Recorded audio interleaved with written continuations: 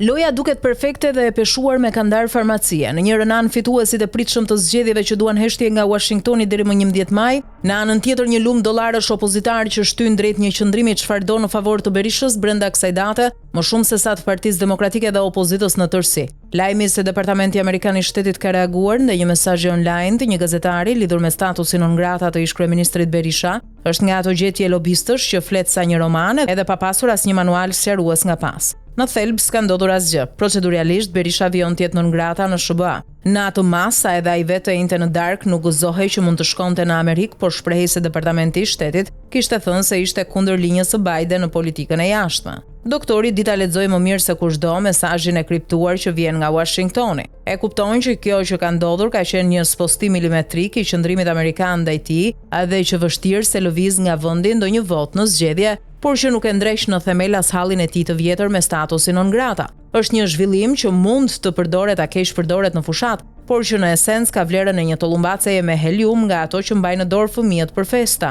Perandoria më e madhe e botës i ka gjetur prej kohësh mekanizmat për të rregulluar komunikimin me persona problematik, lider shtetesh me hije dyshimi mbi shpinë dhe me gjithfar politikanësh të vendeve të treta që janë të sikletshëm ose të papranueshëm për linjën e saj zyrtare. Sjellja ndaj Sali Berishës është pikërisht aplikimi i një qasje të tillë. Një gjetje për t'i lënë atij të gëzohet aq sa mundet me deriçkën e vogël të hapur aq sa mund të fusësh hundën dhe në anën tjetër palës në pushtet i jepet mesazhi i heshtur se kundërshtarit tuaj kryesor nuk ju hoj statusin non grata në prag të zgjedhjeve. Kjo zgjidhje gjysmagjel, ky kompromis leraman për një çështje të nxehtë politike në vendin e shqiponjave, është formula e peshuar deri në miligram nga qeverisësit e rinj të Washingtonit, të cilët e shohin qartë dhe dinë që shanset e fitores së aleatit të tyre të natyrshëm ideologjik janë fare të pakta, edhe se socialistët do të vijojnë të jenë qeverisësit e pashqetësuar të Shqipërisë dhe për 4 vjet. Mbajnë shënim milionat e Berishës, hedhin një frazë në parim se duan të thyejnë status quo në Biden në politikën e jashtme, por vetëm kaq, asnjë centimetër më shumë. Berisha mbetet i skeduar, por me asteriks, kurse Ramos i duhet të menaxhojë këtë tërmet të lehtë dy ballësh pak ditë para zgjedhjeve.